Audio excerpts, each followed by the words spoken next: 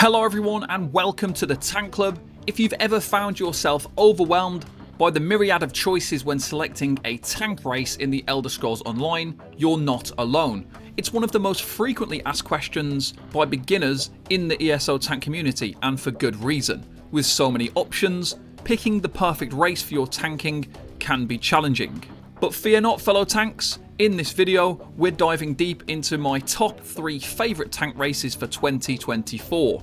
We'll explore the pros and cons of each choice, helping you make an informed decision for your next epic build. And before you ask, no, it is not going to include the Wood Elf. Sorry to all the Bosma fans. Inside this video, I've also hidden a code for a pink torch bug that's redeemable for all servers and platforms on your account page of the ESO website, so make sure you pay attention to the video to see if you can find it. And also let us know in the comments below if you found it. So grab your shield, don your armor, and let's charge into the world of Tamriel to discover the best races for tanking in ESO this year. In regards to ESO race changes, nothing major has shifted recently. The main updates include the addition of the new scribing system, which does provide various ways to improve sustain and easier access to resistance buffs. The Arcanist is also one of the newer classes that got introduced last year with Necrom, which offers much greater freedom when it comes to race choice, adding more flexibility for tanks. In the grand scheme of things, race for a tank is much less critical than other roles. For damage dealers, for example, picking a specific race can slightly impact your DPS. However, when it comes to tanking, there are no absolutely significant benefits tied to race choice. Many options are nice to have, and there are general best options, but the key to successful tanking in ESO lies in your knowledge of tanking rather than the race that you choose. That being said, it's always beneficial to pick a race that does complement your tanking style and meets your specific needs as a player. While the race choice won't make or break your character, it can provide helpful advantages. So the first race we're looking at is the Nord.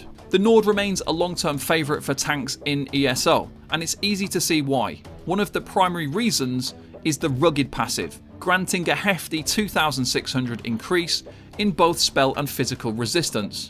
These resistances are crucial as they reduce your incoming damage, but do remember that resistances are capped at 33,100.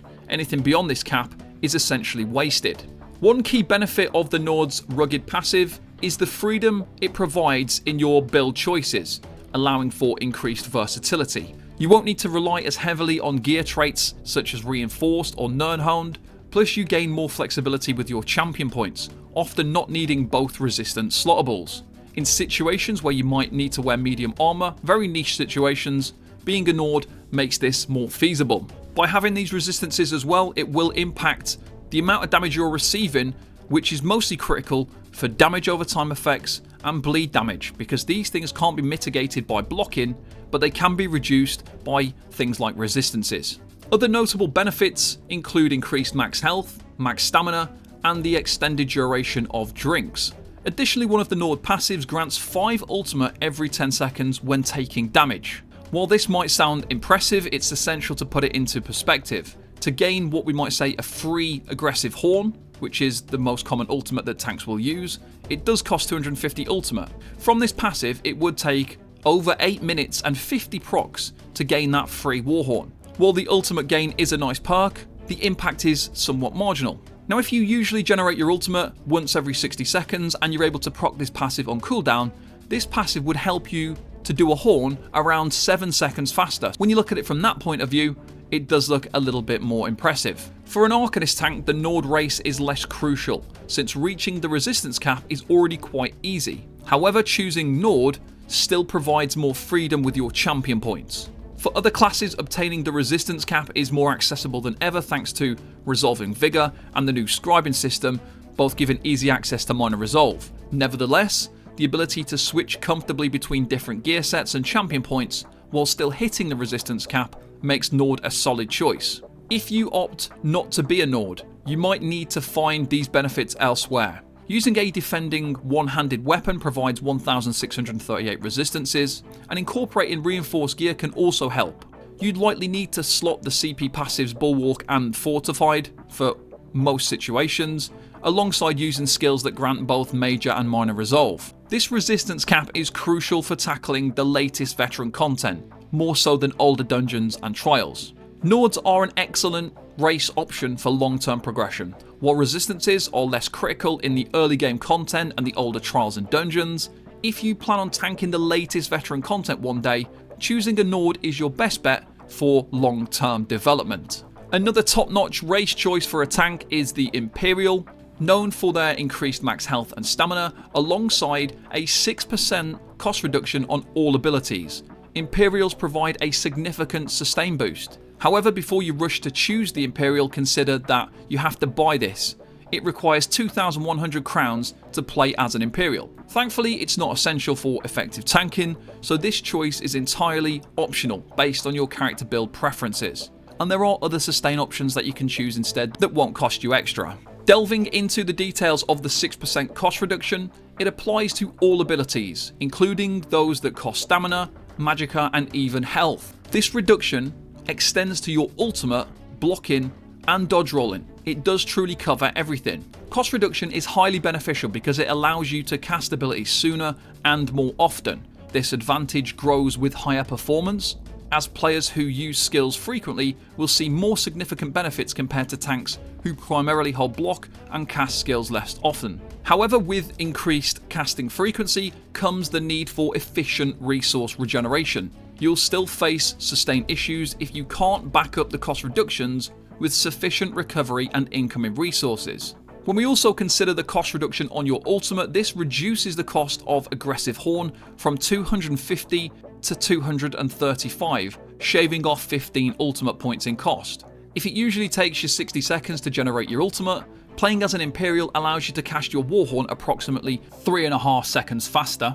Though it's not quite as impactful as the Nord's passive, it does give you that little bit of reduction. The reduced cost on blocking, dodging, breaking free are nice perks that make this race attractive. Extra block cost reduction means less focus is needed on things like bracing enchants, sturdy gear, especially for those players who do block more often. The downside is that cost reduction suffers from diminishing returns very quickly. The more you stack it, the less effective it becomes. Imperials excel in situations where you frequently cast skills and utilize abilities from all of your resource pools. If your tank build uses only magicka skills, you won't benefit fully from the Imperial's perks. However, for builds mixing stamina, magicka, and even health costing skills, especially ones where you have to cast them frequently like Stone Giant, the Imperial will definitely shine. Alternatively, you can use jewelry with cost reduction enchants to replicate some of the Imperial's benefit without actually playing as one. Finally, we have the Redguard, another race that does focus on sustain. My recommendation for this race is primarily due to the Adrenaline Rush passive, which restores 1005 stamina every 5 seconds when you deal damage. This combined with martial training, which reduces the cost of weapon skills by 8%. This race is especially beneficial for players who struggle with stamina sustain. While it won't completely solve your sustain problems, which are often caused by overcasting skills and excessive blocking, it will alleviate some of the issues. To put it into perspective, 1005 stamina every 5 seconds totals 12,060 stamina over a minute. All you have to do is ensure you deal damage to an enemy. You can do this by placing a magicka costing elemental blockade on the ground that will hit a boss for its entire 15-second duration. This will then trigger that Adrenaline Rush passive 3 times during its duration, which will grant you 3015 stamina over that 15 seconds. Reducing the cost of weapon skills is another advantage. You'll likely use skills such as Pierce Armor, Elemental Blockade, and Frost Clench, which will save you resources compared to other races using these skills. However, as you become more experienced at tanking, you might find this less useful as you improve your sustain management. You don't want to pay for a race change token later, so while the Redguard will boost your stamina sustain in the short term, if you aim to tank ESO's harder content in the long run, it might be better to plan for that now to avoid paying for a race change later on. Alternative ways to improve stamina sustain include learning mechanics so that you can block less, focus on blocking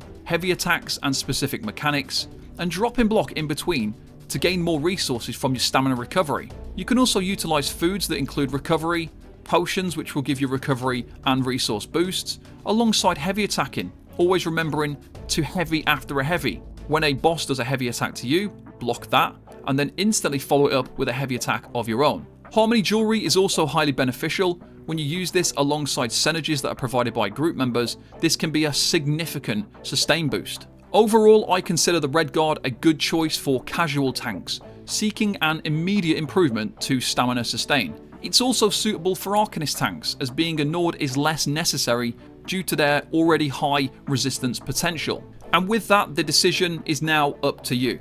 I haven't included any Magicka orientated races because I find Magicka significantly easier to sustain. High recovery stacking, the Atronach Munderstone, food and drinks that boost Magicka recovery, and jewelry enchants to give you more sustain as well, all make Magicka sustain while blocking less impactful.